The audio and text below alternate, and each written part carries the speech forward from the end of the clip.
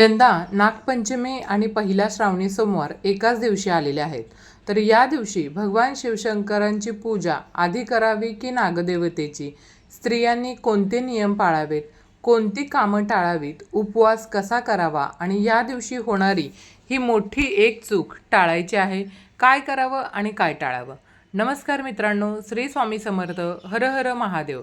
यंदा 2026मध्ये श्रावण महिन्याची सुरुवात गुरुवार दिनांक 13 ऑगस्ट 2026 पासून होत असून शुक्रवार 11 सप्टेंबर 2026 रोजी श्रावण महिन्याची सांगता होणार आहे. श्रावण महिना हा भगवान महादेवांना समर्पित असलेला अत्यंत पवित्र महिना मानला जातो. या महिन्यातील प्रत्येक सोमवार विशेष महत्त्वाचा असतो. यंदा सोमवार 17 ऑगस्ट 2026 रोजी श्रावणातील पहिला सोमवार आणि श्रावण शुक्ल पंचमीला येणारी नागपंचमी हे दोन्ही शुभयोग एकाच दिवशी आलेले आहेत. त्यामुळं हा दिवस भगवान शिव, नागदेवता यांची पूजा करण्यासाठी अत्यंत शुभ मानला जातो. मित्रांनो, यंदाची नागपंचमी ही फक्त एक सण नाही आहे, तर एक अतिशय दुर्मिळ आणि शुभयोग घेऊन आलेला आहे. कारण का बघा, कारण 2026मध्ये नागपंचमी आणि श्रावणातील पहिला सोमवार एकाच दिवशी येत आहे. भगवान शिवांचा अत्यंत प्रिय वार आणि शिवांच्या गळ्यात विराजमान असलेल्या नागदेवतेचं पवित्र सण हे दोन्ही एकाच दिवशी येणं ही साधी गोष्ट नाही आहे. पण या दिवशी जुळून येत आहेत शुभयोग, ज्यामुळं या दिवसाचं महत्त्व अनेक पटींनी वाढणार आहे. या दिवशी भगवान शिवांची पूजा आधी करावी की नागदेवतेची? स्त्रियांनी कोणते नियम पाळावेत? कोणती कामं टाळावीत? उपवास कसा करावा? आणि हो, या दिवशी अशी कोणती एक चूक आहे जी अनेक लोक न कळत करतात आणि त्यामुळं पूजेचं संपूर्ण पुण्य कमी झाल्याचं मानलं जातं.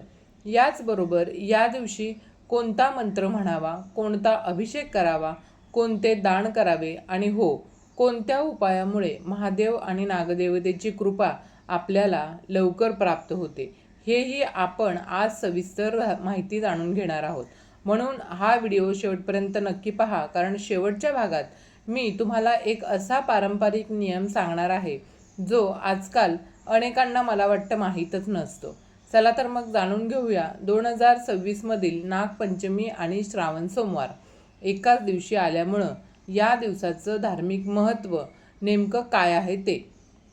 व्हिडिओला सुरुवात करण्यापूर्वी चॅनलवरती नवीन असाल तर चॅनलला लाईक करा आणि सबस्क्राईब करायला अजिबात विसरू नका. चला तर मग व्हिडिओला सुरुवात करूया.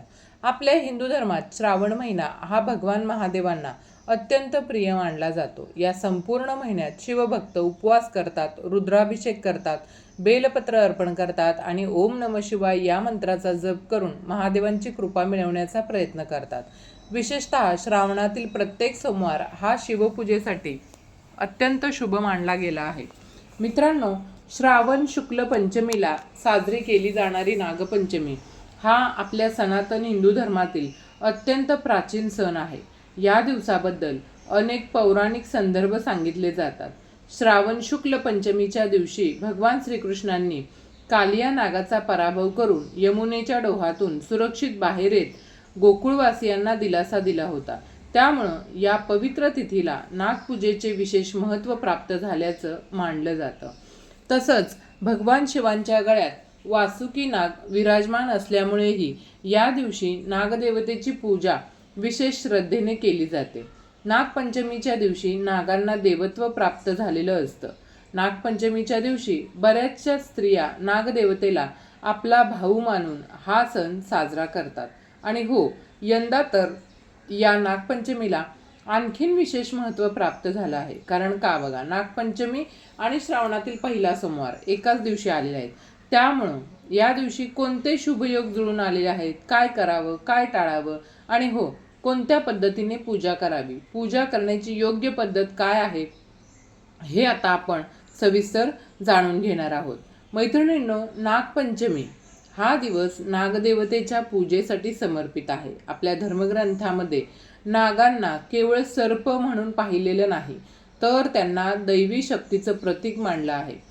भगवान शंकरांच्या गळ्यात वासुकी नाग विराजमान आहेत. भगवान विष्णू सुद्धा शेष नागावर शयन करतात. तसंच समुद्रमंथनातही वासुकी नागाची महत्त्वाची भूमिका आहे. आता विचार करा, ज्या दिवशी भगवान शिवांचा सर्वात प्रिय वार आणि त्यांच्या गळ्यात विराजमान असलेल्या नागदेवतेचा पवित्र सण एकाच दिवशी येतो, त्या दिवसाचं महत्त्व किती वाढत असेल. अतिशय दुर्मिळ योग जुळून आलेला आहे, त्यामुळं याचे महत्त्व अधिक पटीने वाढलेले आहे. त्यामुळं या काळामध्ये जेवढं शक्य होईल तेवढं तुम्हाला जप, तप, दान, उपवास, व्रत आणि काही प्रभावी उपाय देखील या दिवशी करायचे आहेत. या दिवशी भगवान शिव आणि नागदेवतेची भक्तिभावाने पूजा केल्यास शिवकृपा तर प्राप्त होतेच, पण जीवनातील अडथळे दूर व्हावेत, कुटुंबात सुखशांती नांदावी आणि नकारात्मकतेपासून संरक्षण मिळावं, अशी प्रार्थनाही या दिवशी केली जाते. मैत्रिणींनो, ज्यांच्या कुंडलीमध्ये कालसर्पदोष आहे, पितृदोष आहे, तर त्यांनी या दिवशी कालसर्पदोष किंवा पितृदोषाशी संबंधित उपायही या दिवशी करावेत. मात्र असे उपाय जाणकार गुरु, पुरोहित किंवा ज्योतिषांच्या मार्गदर्शनाखालीच करावेत. परंतु भगवान शिवांची उपासना, महामृत्युंजय मंत्राचा जप, ओम नमः शिवाय या पंचाक्षरी मंत्राचं स्मरण आणि नागदेवतेचं श्रद्धेने पूजा ही प्रत्येक भक्ताने नक्कीच करावी. पण मैत्रिणींनो, 2026मधील ही नागपंचमी फक्त श्रावणी सोमवारमुळेच विशेष नाही. या दिवशी काही शुभयोगी जुळून येत आहेत. या योगांमध्ये पूजा केल्यास त्यांचं धार्मिक महत्त्व अधिक वाढल्याचं पंचांगात सांगितलं जातं. मग नेमके कोणते शुभयोग 2026च्या नागपंचमीला जुळून येत आहेत, त्यांचा लाभ कसा घ्यायचा आणि पूजा कोणत्या वेळेत केल्यास अधिक शुभ मानले जाते, हे आपण पुढील भागात सविस्तर जाणून घेऊया. लक्षात घ्या मैत्रिणींनो, आता आपण त्या प्रश्नाचं उत्तर जाणून घेणार आहोत ज्याची अनेक जण आतुरतेने वाट पाहत आहेत. बघा, यंदा नागपंचमी आणि श्रावणी सोमवार एकाच दिवशी आलेले आहेत, पण या दिवशी असे कोणते शुभयोग जुळून आले आहेत ज्यामुळं हा दिवस अधिक पवित्र मानला जातो? तर पंचांगानुसार सोमवार 17 ऑगस्ट 2026 रोजी श्रावण शुक्ल पक्षातील पंचमी तिथीला नागपंचमी साजरी केली जाणार आहे. विशेष म्हणजे हा दिवस सोमवार असल्यामुळं भगवान शिवांच्या उपासनेसाठीही अत्यंत शुभ मानला जातो. या दिवशी शुभयोग जुळून येत आहेत. नावाप्रमाणेच शुभयोग हा देवपूजा, मंत्रजप, दान, व्रत, अभिषेक आणि धार्मिक कार्यासाठी अनुकूल मानला जातो. अनेक पंचांगामध्ये या योगात केलेली भक्ती अधिक मंगलकारी मानली जाते. याच दिवशी चित्रा नक्षत्राचा प्रभावही आहे. त्यामुळं सकाळी स्नान करून भगवान शिव आणि नागदेवतेची श्रद्धेने पूजा करणं, मंत्रजप करणं आणि मनापासून प्रार्थना करणं विशेष शुभ मानलं जातं. या दिवशी मित्रांनो, आता सर्वात महत्त्वाचा प्रश्न तो म्हणजे 17 ऑगस्ट 2026 या दिवशी जेव्हा नागपंचमी आणि श्रावणातील पहिला सोमवार एकाच दिवशी आले आहेत, तेव्हा दिवसाची नेमकी पूजा कशी करावी?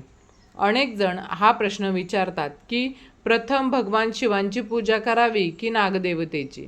चला तर मग ही माहिती सविस्तर आपण जाणून घेऊया. या दिवशी ब्रह्ममुहूर्तावरती किंवा सूर्योदयानंतर लवकर उठावं, स्नान करून स्वच्छ आणि शक्यतो पांढऱ्या किंवा फिकट रंगाचे स्वच्छ वस्त्र परिधान करावेत. पूजा करण्यापूर्वी देवघर स्वच्छ करावे आणि मन शांत ठेवून भगवान शिव व नागदेवतेचं स्मरण करावं. त्यानंतर घरातील शिवलिंग किंवा मंदिरात जाऊन भगवान शिवांची पूजा सुरू करावी. कारण सोमवार हा महादेवांचा दिवस आहे, त्यामुळं प्रथम शिवपूजा करून नंतर नागदेवतेची पूजा करावी. तर पहिल्यांदा आपल्याला शिवलिंगावर स्वच्छ पाणी अर्पण करायचं आहे. त्यानंतर दूध, शक्य असल्यास पंचामृतानं अभिषेक करावा. त्यानंतर पुन्हा स्वच्छ पाण्याने अभिषेक पूर्ण करावा. बेलपत्र, पांढरी फुले, धूप, दीप आणि फळं ही अर्पण करून श्रद्धेने ओम नमः शिवाय या मंत्राचा किमान 108 वेळा जप करावा. वेळ असेल तर महामृत्युंजय मंत्राचा जपही या ठिकाणी तुम्ही बसून करू शकता. यानंतर नागदेवतेची पूजा करावी. जर तुमच्या परिसरात पूजेसाठी वारूळ असेल तर तिथे जाऊन पूजा करू शकता. घरात नागदेवतेचे चित्र किंवा प्रतिमा ठेवून पूजा करावी. हळद, कुंकू, अक्षदा, वृक्ष, फुले, आघाडा, दुर्वा अर्पण करून मनापासून प्रार्थना करावी. नागदेवतेला दूध आणि लाह्यांचा नैवेद्य दाखवावा. तसेच आमच्याकडे कणकेपासून आणि पुरणापासून बनवलेले उकडलेले करंज्या किंवा कानवले नागदेवतेला नैवेद्य म्हणून दाखवतात. तर प्रत्येक भागामध्ये वेगळी पद्धत आहे. तुमच्या भागामध्ये कोणती पद्धत असेल त्यानुसार नैवेद्य तुम्ही दाखवू शकता. या दिवशी उपवास करणारे भक्त दिवसभर सात्विक राहण्याचा प्रयत्न करतात. राग, वादविवाद, अपशब्द आणि कोणाचाही अपमान टाळावा, कारण व्रत हे फक्त अन्नाचा त्याग नसून मन, वाणी आणि आचरण शुद्ध ठेवण्याचाही संकल्प असतो. मैत्रिणींनो, नागपंचमीच्या दिवशी नेमकं काय करू नये, स्त्रियांनी कोणते पारंपरिक नियम पाळावेत, आणि मित्रांनो, आता आपण त्या भागाकडे आलेलो आहोत ज्यांची अनेक जण आतुरतेने वाट पाहत असतात. तर बघा, नागपंचमीच्या दिवशी नेमकं काय करावं आणि कोणत्या गोष्टी टाळाव्यात. आपल्या पूर्वजांनी काही नियम सांगितलेले आहेत. आजही अनेक कुटुंबामध्ये हे नियम श्रद्धेने पाळले जातात. नागपंचमीच्या दिवशी जमीन उकरणे, नांगरणे किंवा वारुळाला इजा होईल अशी कामही शक्यतो टाळावीत अशी परंपरा आहे. यामागे श्रद्धेबरोबरच निसर्गातील सर्पांचं संरक्षण करण्याचा संदेशही दडलेला आहे. मैत्रिणींनो, या दिवशी चिरणं, कापणं आणि तळणं शक्यतो टाळावं अशी अनेक घरांमध्ये प्रथा आहे. म्हणूनच नागपंचमीच्या दिवशी उकडलेले किंवा सात्विक पदार्थ बनवण्याची परंपरा अनेक ठिकाणी दिसून येते. काही भागात पुरणाचे दिंड, दूध, साखर किंवा इतर पारंपरिक नैवेद्य नागदेवतेला अर्पण केला जातो. अनेक घरामध्ये या दिवशी चुलीवर तवा ठेवत नाहीत अशीही परंपरा आहे. या प्रथेचे वेगवेगळे लोकपरंपरेतील अर्थ सांगितले जातात. काही जण याचा संबंध नागपंचमीच्या दिवशी साधेपणा आणि संयम पाळण्याशीही जोडतात. त्यामुळं हा नियम श्रद्धेने पाळला जातो. तसंच या दिवशी शक्यतो वादविवाद, राग, कटू बोलणं आणि कोणाचाही अपमान करणं टाळावं, कारण कोणतेही व्रत किंवा पूजा तेव्हाच पूर्ण मानली जाते जेव्हा मनही शांत आणि निर्मळ असतं. स्त्रियांच्या बाबतीतही काही सुंदर परंपरा आहेत. अनेक ठिकाणी विवाहित स्त्रिया सकाळी स्नान करून नवीन किंवा स्वच्छ वस्त्र परिधान करतात. तसंच नागदेवतेची आणि भगवान शिवांची पूजा करतात आणि आपल्या पतीच्या, मुलांच्या तसंच संपूर्ण कुटुंबाच्या सुखसमृद्धी आणि आरोग्यासाठी प्रार्थना या दिवशी करतात.